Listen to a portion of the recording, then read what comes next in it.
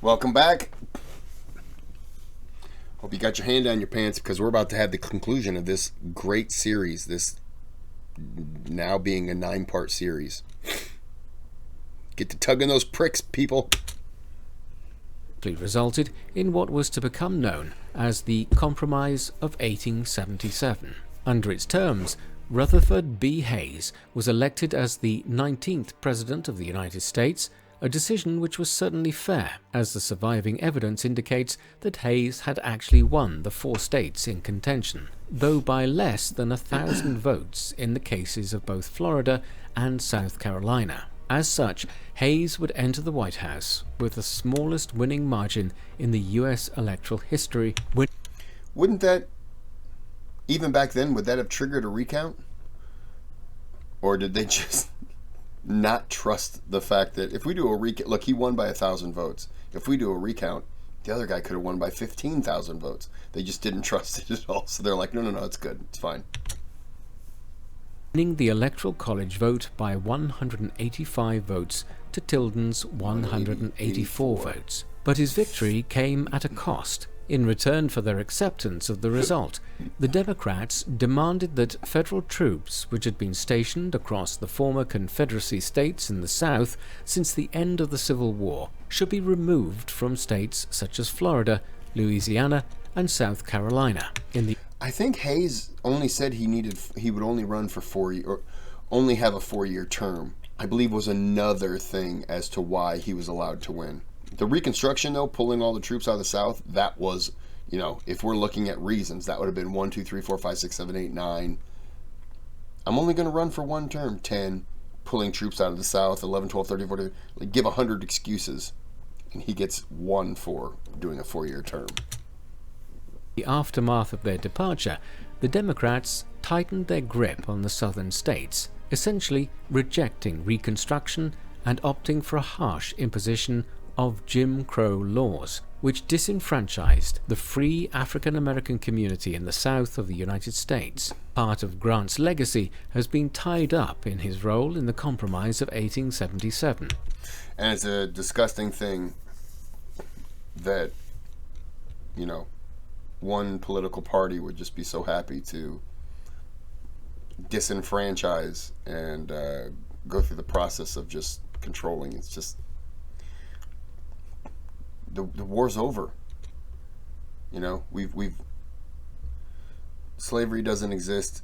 Maybe we shouldn't have said you're no longer, you're not a slave, you're free. Maybe we should have said, not only are you free, but we're all equal. We have the same rights, same opportunities. Maybe because that wording wasn't put in there, it was looked at, well, Constitution doesn't say that. And the manner in which it allowed for the oppression of the African American communities of the southern states for decades to come. Yet Grant can hardly be held accountable for this. The southern states always seemed likely to set out on the path which they did in 1877, and Grant can hardly have prevented this in his final days in office. Conversely, at the time, he was widely praised for the manner in which he averted a constitutional crisis and renewed violence across the United States through his handling of the election crisis. Once the compromise was reached, and Hayes eventually took up office in early March 1877, Grant was once again a private citizen. He was still just 54 years of age, a markedly young age for a man who had served an 8-year term and who had already lived such an eventful life up to that point. Given this, his later years might seem like something of an anticlimax, but they were not without their own considerable points of interest. First up was a world tour which he and Julia undertook. Over a 2.5-year period between the early summer of 1877 and the autumn of 1879, Europe was first on the itinerary, with the Grants travelling to England to meet with Queen Victoria before a long sojourn through continental Europe. If you ever make it to Galena, Illinois, and you're able to tour the Grant home that's there, a lot of the things, and a lot, I guess, would depend. There are items from his trips that he had received that are on display at that home. Off the top of my head, I remember there was something given to him and I'm gonna be wrong, but I want to say it was like the Emperor of Japan gave him some sword or something like that. I vaguely remember all the things, but yeah, there are things there at least. I'm sure there at the Grant home in New York. I'm sure there's some stuff there too. In which audiences were had with Pope Leo XIII and the Chancellor of the newly established German Empire, Otto von Bismarck. Others whom they met with included Napoleon III of France and the celebrated German composer Richard Wagner. Further travel was then undertaken to the Holy Land and Egypt before returning to Europe and then heading onwards to Asia in 1879. The last leg of the world tour was the most interesting in many respects. While visiting Meiji, Japan, Grant became involved in efforts to establish a lasting peace between Japan and Qing China, during the course of which he got caught up in a conspiracy which aimed to assassinate both the Emperor Meiji and Grant himself. The Grants finally... Okay, so he did go to Japan. I may be wrong about the sword or something like that. Jesus. I was right about Japan. I could have been wrong about the sword or something. I don't finally remember. returned to the US, arriving in San Francisco in September 1879. During their long circumnavigation of the globe, Grant had received petitions from members of the Republican Party asking him to run again for the presidential office. In the 19th century, and for much of the 20th century, until the passage of the 22nd Amendment to the US Constitution by Congress in 1947, there was no legal barrier to serving more than 2 terms in office. However, tradition dictated that no one typically should serve more than 2 terms, in line with a precedent which George Washington had established. Now, however, many believed that tradition should be ignored to bring Grant back for a 3rd term. Grant... Look at this guy right here. Look at that. They're saying, what's the max amount of terms? And he's just like, I'm sure somebody's going to do 4. And they're like, you're an idiot.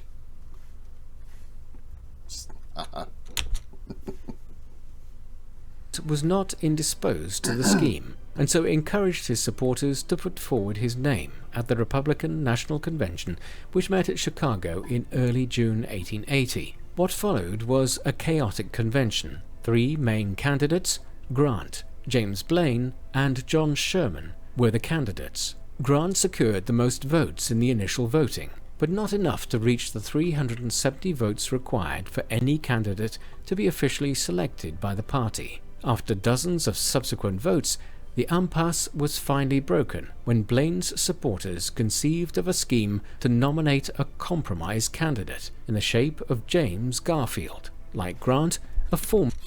I'm going to do a video on Garfield, but I'm just going to add this section right here. The only reason why Garfield got the vote is because everyone started looking around and they were like, well, I don't want that guy. I don't want that guy. I don't trust that guy. But they're the only options. And they were like, well, James Garfield has always been a fair, honest, like he's a guy we would want as a president. And that's how he got in. There's a great video, I think Biographics does it, and it's James Garfield, the what if president. And it's because had he not been assassinated by a psychopath, he had the potential to be just a very good, fair, middle of the road in terms of he doesn't really pick sides so much. He refused, he accepted Chester A. Arthur, who was a part of the political machine in New York, a corrupt machine. I'm not saying Arthur himself was. He was. But when he took over and became president, he wasn't. He really tried to be fair with everything. He got kicked out of the political machine in New York, and none of this involves Grant. But the reason I bring that up is because James Garfield was such a good person, and so when he came into office, I'm sure when he got mentioned, everyone was like, "Yep, no, we're good with him."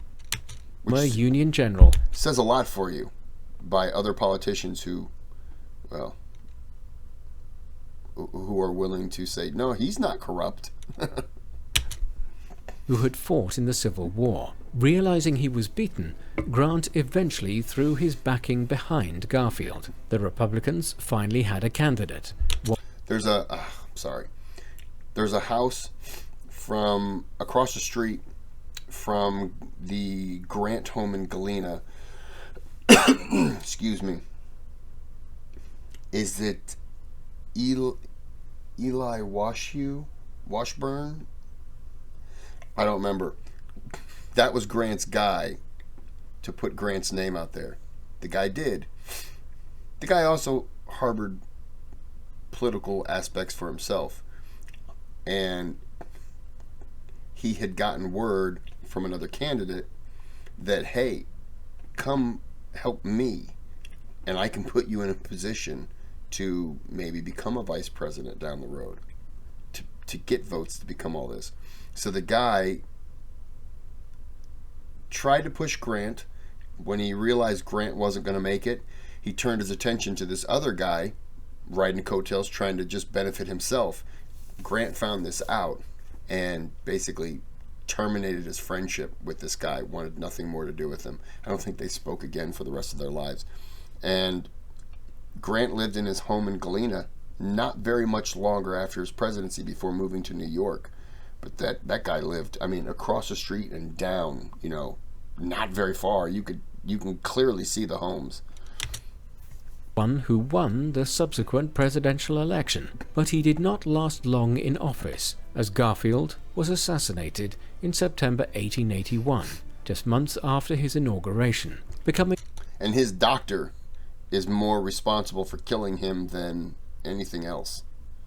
The poor guy suffered because of just terrible doctors. But then again, back in those days, it was what it was. The second of 4 U.S. presidents to have been killed in office. His vice president, Chester A. Arthur, succeeded Garfield and served until 1885. In the aftermath of his world tour and his failed presidential bid, Grant returned to the world of business. This was a time when U.S. presidents did not receive a pension after leaving office, and Grant had never been an affluent man, nor had he ever been an astute businessman, and his post-presidential ventures proved no exception to this rule. Incredibly, the Grants had actually lost money on their world tour, where Grant could have capitalized on his renown to profit from it, and a venture into the railway sector in the early 1880s also proved unfruitful. Then, in 1883, Grant became involved in a Wall Street business venture which his son Buck had undertaken with Ferdinand Ward, a financier and a conman. In New York City, Ward was soon engaging in highly fraudulent activity involving hundreds of thousands of dollars in what was effectively a pyramid scheme. As a silent partner, Grant was almost certainly oblivious to what was happening, but Buck Grant was quite possibly privy to Ward's actions. In any event, Grant himself... I don't think the son had anything to do with it. I don't think he knew, because why would he be okay with himself and his father losing their fortunes? Absolutely not. Testified against Ward in court in 1885, shortly before his own death. And when the full details... Maybe I misunderstood what he was saying. I thought he said that the son was... Maybe I misunderstood. ...emerged, it actually elicited public sympathy for Grant, who had been swindled considerably by Ward. While all of this was unfolding in New York, the former president was working away at what became the only truly profitable business venture of his entire life. A renowned storyteller, Grant decided in the early 1880s to write his memoirs. His financial situation was inestimably aided by an offer by Mark Twain to publish the memoirs. Go back. He was going to write them for a newspaper, and the newspaper was going to pay him like $200. Like, he was going to write his memoirs for this newspaper, and it would have been like, I don't think the whole thing collectively was $200, but like, they wanted him to write about the Battle of Shiloh. What do you remember about that? So he might write something that's 10 pages, whatever, turn it into them, and they would buy it for $200 and keep doing that. Well, in in that aspect, he could write his memoir and maybe walk away with $2,000 or something like that, write about something like that. It was a very cheap price. And then Mark Twain came along and was just like, no, you can make a fortune. Grant argued with him because Grant felt like I'm a man of my word, and I basically gave him a handshake deal. And Mark Twain's like, don't do it. And he ended up going with Mark Twain, and Mark Twain saved, not necessarily him, because Grant did pass away a couple days after he finished the memoir, but Mark Twain was legit with what he said and did give his family the money that he had promised, But then again, they were and friends. Guarantee Grant and he didn't want to screw over his friends. 70% of the royalties, an enormous percentage, which was a clear act of charity on Twain's part. Eventually finished in the early summer of 1885, the memoirs have been well regarded ever since, with Grant depicting himself fairly and accurately by most standards. They became a bestseller, and Julia Grant was able to live a comfortable later life from the proceeds of royalties, which nearly reached $500,000 in sales, a huge sum for the late 19th century. Yet Grant would never live to see his memoirs published. In the summer of 1884, he had developed a throat problem, which was subsequently diagnosed in October as throat cancer. It advanced rapidly, and Grant would ultimately die from it on the 23rd of July, 1885, just days after finishing his memoirs, and at the relatively young age of 63.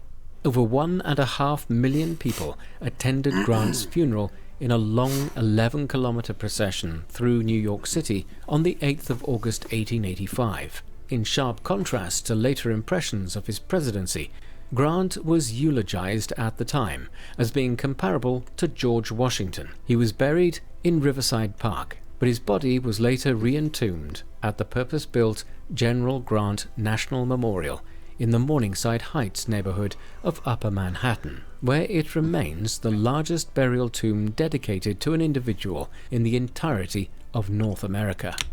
Put an asterisk on that because some say that the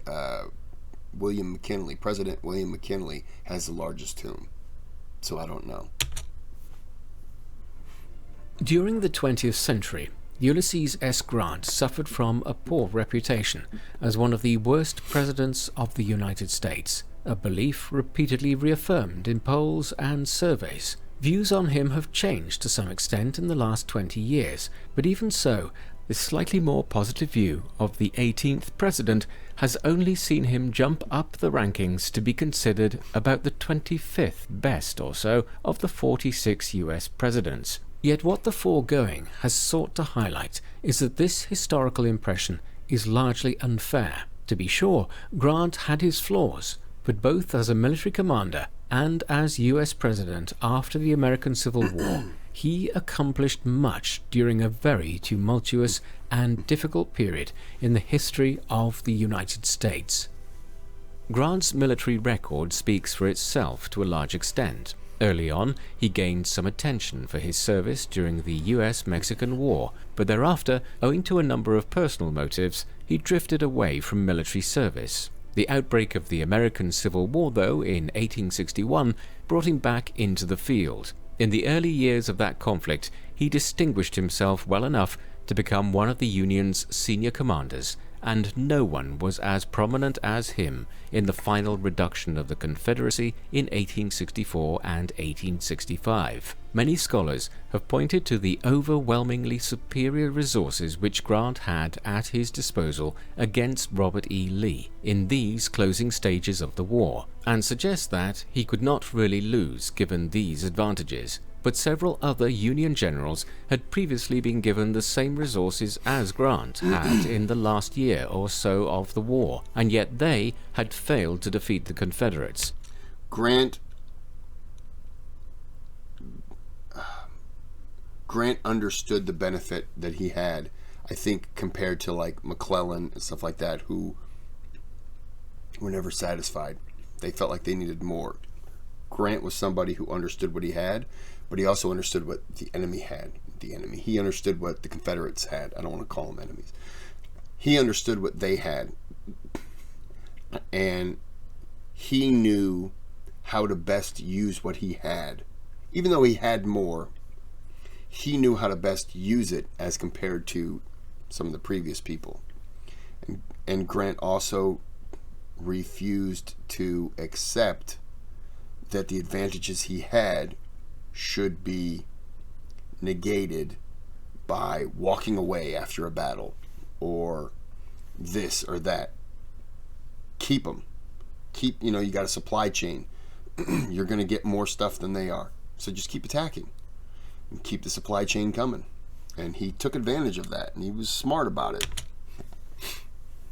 Conversely, Grant did, and there is no doubting his significance to the annals of the American Civil War. His post-war record as president is less well regarded than it might be. As the 18th President of the United States, he guided the country through the arduous early period of Reconstruction and economic stabilization in the aftermath of the war. He was successful enough that he was easily re-elected for a second term in the election of 1872. Moreover, Grant succeeded in reducing the power of groups, such as the Ku Klux Klan, in the aftermath of the war, to a significant degree. Certainly, the Klan rose to become a very troubling aspect of American life again in future decades. But this was not Grant's fault. Furthermore, while his policies towards the Native Americans and the re-rise of the Ku Klux Klan, the Ku Klux Klan does fall onto the shoulders of Woodrow Wilson,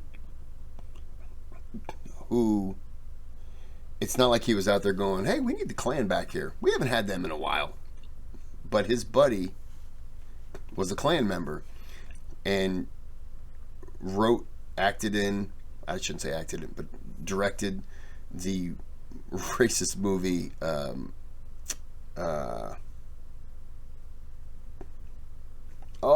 what's it called?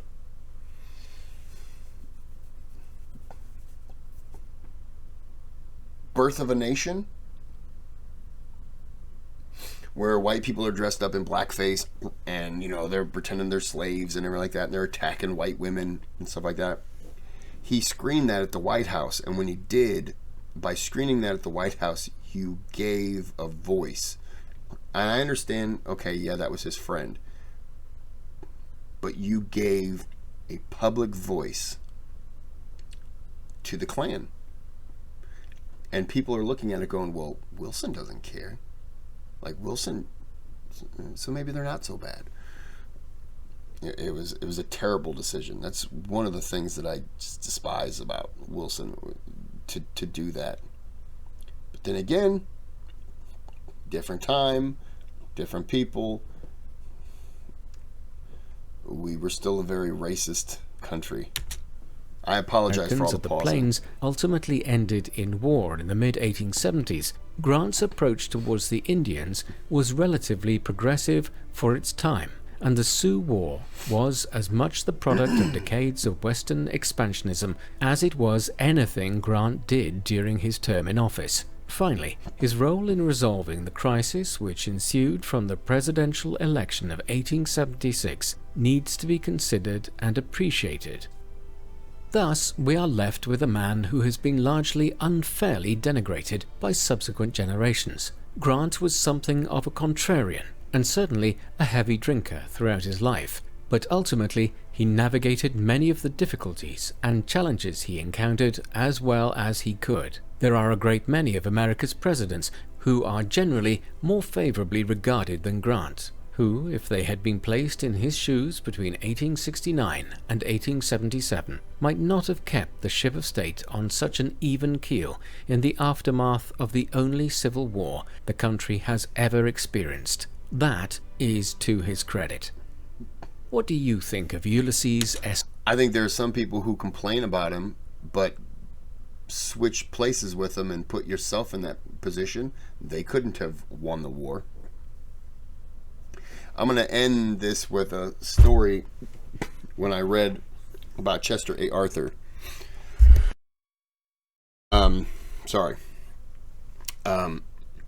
Grant never told this story. Arthur never told the story in public, but what he did do is he told his friends, who after Arthur's death retold this story, which this is something that meant a lot to Chester A. Arthur, and I'm pretty sure I've said it on here before in other videos. After Garfield, my nose. After Garfield gets assassinated, his body's on a train. Arthur gets picked up in New York, and they're heading to D.C. And Arthur is, so the very final train car was where the body was. Then the next one, I think, if I'm remembering right, then the next one was the presidential car, and that's where Arthur was. And he was sitting all by himself in the middle. He is pretty much like right off of the aisle. It stops. Arthur's crying. People can hear Arthur crying. He's crying because, yeah, maybe his friend's dead, or this new, not really his friend. More than likely he's crying because of the situation he's in. He's not the president of the U.S. Door opens. Grant comes in, shuts the door. Grant walks down, takes his hat off, somberly, approaches. Arthur barely looks up at him. He can't. He feels like he's probably less of a man right now because he's crying, and he's just been seen by I would call Grant a man. Comes down, Grant has his hat off, and Grant just, does one of those. If you're a guy, you know exactly what it means. It means, it sucks, man. What do you need? I'm here for you, without saying any of it. Grant sits down next to him, takes off his jacket, lays it down, sits down next to him, hat in his lap, never acknowledging the fact that he's crying, nothing. Train moves on. As time goes on, Arthur's crying a little bit less and a little bit less, and he's kind of pulling it together. And finally, they make the stop, and they hear they're in I think they're in Washington or somewhere around there. Grant stands up, and Arthur's just kind of sitting there, just zoned out. And Grant puts his jacket on, puts his hat on, and he says, "I know how you feel. I lost my friend too," referring to Lincoln. He then steps back. Instead of walking towards the door, he steps back, which then is an unspoken thing to tell Chester A. Arthur, "Get up." Arthur gets up. Grant gives him another comforting pat. Arthur walks to the door, and before he gets to the door, he starts to break down a little bit more. Grant pulls out a little handkerchief, hands it to him, doesn't say a thing, just stands there. Arthur composes himself, goes to hand the handkerchief back to Grant, who says, "You can have it." Give it a second. Door opens. Arthur goes through, and Grant stands there and waits. And when he has gotten the attention that he needs and he's gone, then Grant walks out, because, hey, he's not the president. He doesn't need to lead. And I always thought that was just a very, Grant never said anything. Arthur never said anything, but did tell his friends publicly, but he told it after the death of Grant, because he was so touched by this guy and what he did, for whatever reason, but it just shows the heart that he had. And he also could relate to this guy who's in this situation, and didn't tell him, "Look, this is what you need to do." Didn't say any of it. You're the president. This is your journey. If you want advice, you will ask for it. But I just kind of like, country needs you. And I always thought that was just a great story, just because it kind of gives you insight to two people that are going through something at the same time. Grant dealing with the loss of now another president, yeah. Well, I apologize for all the pausing, but sometimes you feel like you can add things, you do. If you find it worthwhile, great. If you didn't, I apologize. If you're cussing at the camera saying "shut up," I get it. I do the same thing to me. So like and subscribe. We're going to end this here, and have a good day, have a good night. Oh, I will be doing more stuff. Next time, I won't do videos like this that are combined. I'll just do them individually. I thought they were going to be more interspliced together. They weren't. You live, you learn. So have a good day. Have a good night.